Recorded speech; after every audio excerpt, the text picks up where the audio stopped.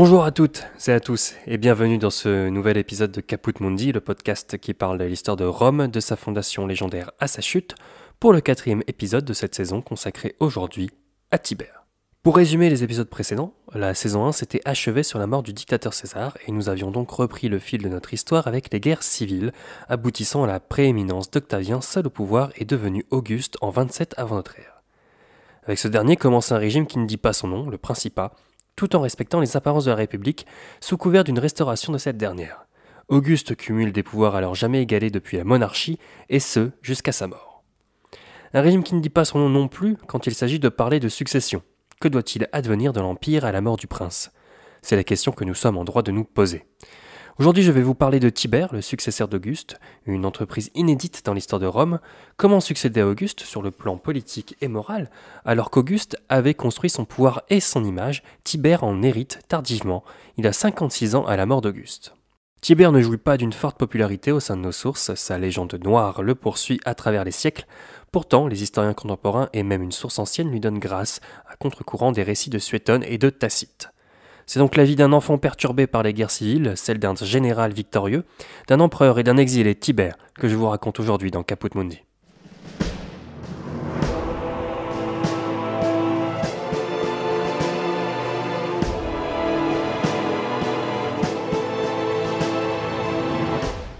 Une fois n'est pas coutume, commençons notre histoire par la fin. Nous sommes en mars de l'an 37, l'empereur vieillissant a quitté Capri il y a peu, cette île qu'il avait choisie pour son exil, loin de Rome et de ses rumeurs. Peut-être a-t-il l'intention de rentrer à Rome une dernière fois. Ce ne serait que dans l'ordre des choses, après tout, pour ce fils de Rome, né 77 ans plus tôt sur le Palatin, l'une des 7 collines de la cité éternelle. Si aujourd'hui nous pouvons y visiter les ruines du palais des empereurs, ce n'est pas le cas au moment où naît notre protagoniste. En 42 avant notre ère, le Palatin est peuplé des familles les plus aisées de la République. Cicéron lui-même avait une maison sur Palatin et Auguste y a vu le jour également. C'est d'ailleurs ce dernier qui a donné toute sa dimension impériale à la colline. Tibère est le fils de Livie et de Tiberius Claudius Nero. Vous connaissez peut-être déjà Livie, c'est l'épouse d'Auguste. En attendant, pendant les guerres civiles, Tibère semble bien loin d'être le futur héritier d'Auguste. Son père, bien qu'ayant servi César, se range après sa mort dans les rangs des républicains. C'est pourquoi l'enfant Tibère a connu l'exil. Tiberius Néron avait d'abord tenté de se rallier à Sextius Pompée, y avait emmené femme, Livie, et enfant Tibère en Sicile. Cependant, le père de famille estimait ne pas être reconnu à sa juste valeur. Fidèle à l'esprit des guerres civiles, il rallie le camp de Marc-Antoine en Grèce et échappa de peu à la proscription. En 39 avant notre ère, il est réhabilité et autorisé à revenir à Rome. C'est à ce moment qu'Octavien l'oblige à divorcer de Livie pour l'épouser. Tibère resta malgré tout sous la tutelle de son père qui assura son éducation et sa formation morale et religieuse. 27 avant notre ère, vous commencez à connaître cette date par cœur. C'est l'année où Octavien devient Auguste. Mais c'est aussi l'année où le jeune Tibère prend la toge virile. Prendre la toge virile, cela veut dire qu'il entre dans la vie publique, à l'occasion d'une cérémonie faisant office de rite de passage. Le jeune citoyen romain abandonne ses attributs d'enfant pour revêtir une toge blanche et faire un sacrifice aux dieux. Signe que le jeune homme fait maintenant partie de la communauté des citoyens de Rome.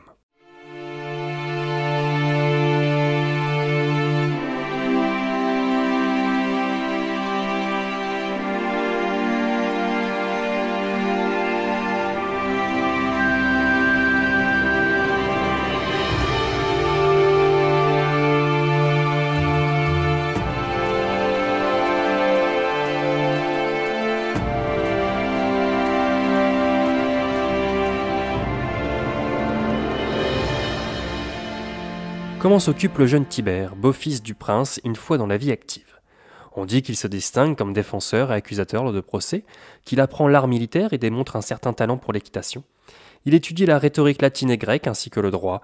Il est très proche des cercles culturels qui entourent son beau-père et fréquente des personnalités telles que Mécène. Mais fini la vie d'artiste, Rome a besoin de lui et de ses talents en tant que membre de la grande famille impériale pour aller pacifier l'Empire et apporter la gloire à Rome.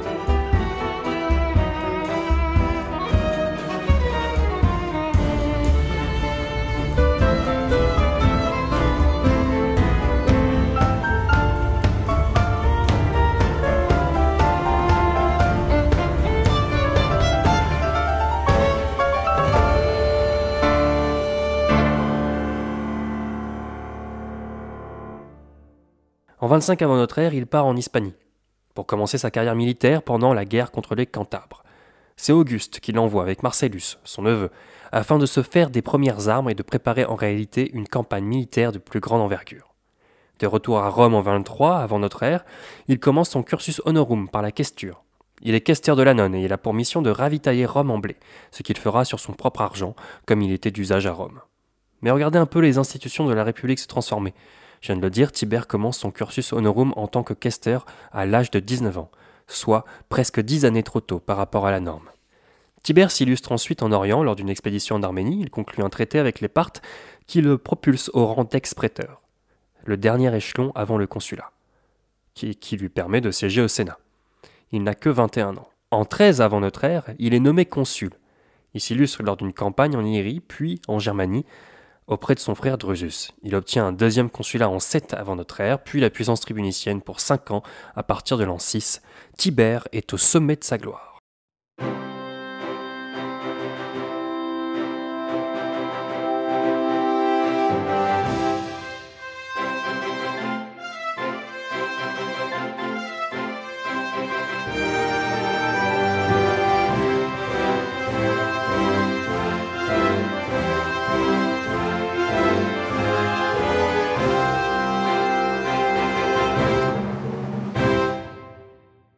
Un parcours classique pour un jeune homme de la famille impériale, n'est-ce pas ? Même s'il n'est pas encore en tête de la liste des successeurs d'Auguste, il fait partie de l'entourage que l'empereur forme à cet exercice inédit du pouvoir. Justement, faisons un point sur les prétendants à la succession d'Auguste. Une succession qui ne dit pas son nom car bien sûr nous sommes toujours dans le cadre des institutions de la République. Pour succéder à Auguste, il faut être associé à son pouvoir, de sorte que la prise de pouvoir soit la plus évidente possible. Pour la succession d'Auguste, il est d'abord question de Marcellus, son neveu. Résumons simplement sa carrière jusqu'à la succession potentielle. Il est le fils de la sœur du prince, Octavie. Il apparaît publiquement pour la première fois aux côtés d'Octavien lors du cortège du triomphe de ce dernier après sa victoire sur l'Égypte, comme Tibère. Il participe à de nombreuses campagnes militaires, comme Tibère et victorieuse, et il rentre à Rome au printemps 25 avant notre ère, où il épouse Julia, la fille d'Auguste. Il est élu édile, et à ce titre, il commence la construction d'un théâtre, toujours visible aujourd'hui, et qui porte son nom. Lorsque Auguste tombe malade à cette période, il est directement pressenti pour prendre sa suite. Mais il n'est pas le seul. L'ami fidèle d'Auguste, Agrippa, est également pressenti, et une rumeur sur l'affrontement des deux hommes enfle à Rome. Lorsque Auguste se remet de sa maladie contre toute attente, ce dernier décide de former personnellement Marcellus au gouvernement de l'Empire. Il n'y a donc plus de doute, Marcellus sera son successeur. Mais ce dernier meurt de maladie en 23 avant notre ère. La première conséquence de ce décès est de rebattre les cartes de la succession d'Auguste. Il encourage son ami Agrippa à épouser sa fille Julia, veuve désormais. De cette union naît deux potentiels successeurs d'Auguste, Caius et Lucius Julius Caesar Vespasianus, qu'il adopte, en faisant donc de ses héritiers. Lorsqu'Agrippa meurt en 12 avant notre ère, les deux garçons sont encore très jeunes. En attendant qu'ils grandissent et fassent leurs armes, et dans la hantise qu'Auguste meurt, l'héritier présomptif reste Tibère. Ce dernier est poussé à divorcer de sa femme, Vispania Agrippina, dont on dit qu'il est très amoureux, pour épouser Julia, de nouveau veuve. En l'an 6, malgré sa position de force et tous les honneurs acquis, il décide, contre le sens de son histoire, de s'exiler à Rhodes. L'île est le centre de la culture de l'Empire et fascine Tibère à bien des égards. Cet exil est mal perçu par Auguste et par le peuple romain et constitue une première pierre à sa légende noire. La plupart des sources n'expliquent pas ni ne pardonnent cet exil. Malgré tant d'avantages acquis, dans la force de l'âge et en pleine santé, il décide soudain de disparaître, écrivait Suétone. Auguste tente d'abord de le retenir, mais Tibère décide de cesser de s'alimenter jusqu'à ce que son caprice soit exaucé. Qu'il parte. Il y reste 8 ans, l'occasion pour lui de se maintenir à l'écart de la vie politique et de profiter de la culture grecque. Il y fait notamment la connaissance de l'astronome Thrasyle. Peut-être trouvait-il le temps long à Rhodes. Lorsque sa puissance tribunicienne arrive à expiration, l'an 1 avant notre ère, il tente de revenir, mais Auguste refuse. Il lui faut attendre l'entremise de sa mère pour qu'il soit de nouveau le bienvenu à Rome, à condition qu'il ne prenne pas part au gouvernement. Il doit également composer avec les petits-fils d'Auguste, dont j'ai déjà parlé un peu plus tôt. Vous l'aurez compris, à ce moment-là, Tibère est en bas de la liste des héritiers d'Auguste. Mais en à peine 2 années d'intervalle, en 2 et en 4 de notre ère, Lucius et Caius meurent. Après ce drame familial, Auguste adopte enfin Tibère en l'an 4 et Tibère doit adopter son neveu, le très populaire Germanicus, dessinant ainsi une nouvelle lignée impériale. Après une guerre impopulaire auprès du Sénat en Germanie, mais couronnée de succès et qui lui confère le titre d'impérator, il part en Illyrie, d'où il est immédiatement rappelé « Auguste est mort ».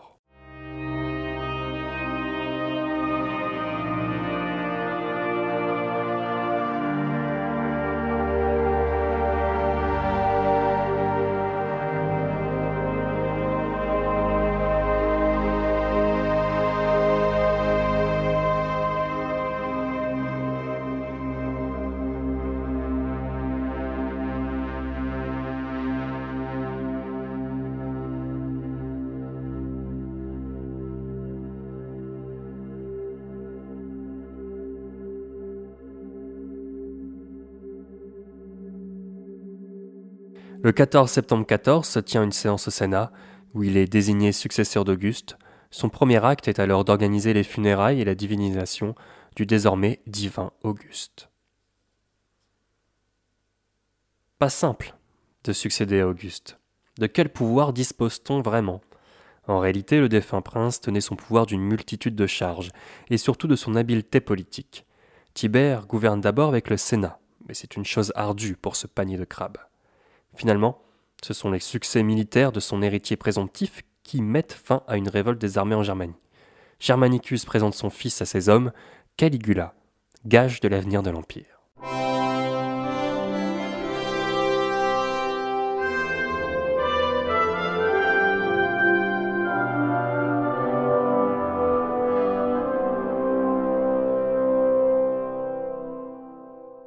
Difficile de vivre dans l'ombre de son héritier. Germanicus a une telle aura et popularité qu'à côté Tibère fait grise mine. Nous parlerons peut-être de Germanicus dans un épisode hors série, mais notons le destin manqué de l'homme qui meurt le 10 octobre 19 de maladie, alors que Tibère l'avait envoyé en Orient.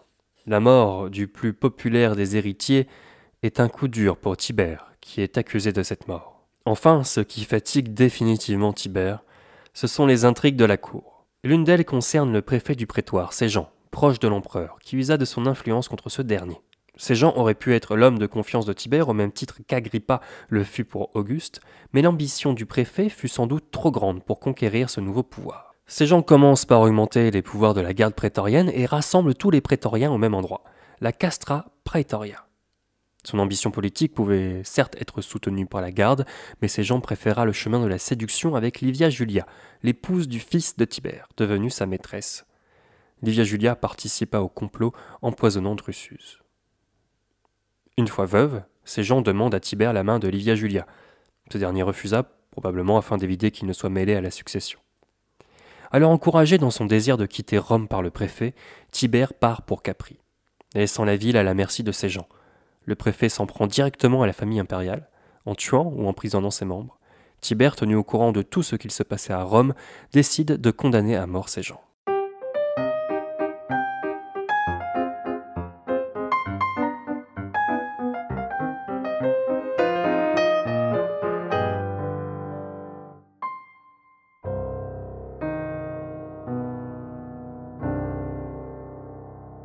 C'est donc le lieu du dernier chapitre de l'histoire de Tibère, Capri, une petite île au large de la baie de Naples, dont Auguste lui avait fait découvrir les charmes.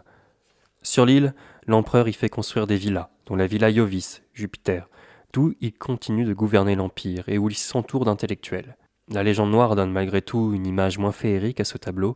Ce serait aussi une île où les vices de l'empereur et son goût prononcé pour la boisson se seraient exprimés le plus, nourrissant ainsi la rancœur du peuple envers son empereur exilé. Tibère n'a jamais remis les pieds à Rome, il meurt en Campanie en 37 de vieillesse, de maladie ou suite à un assassinat. Son successeur, Caligula, est acclamé empereur.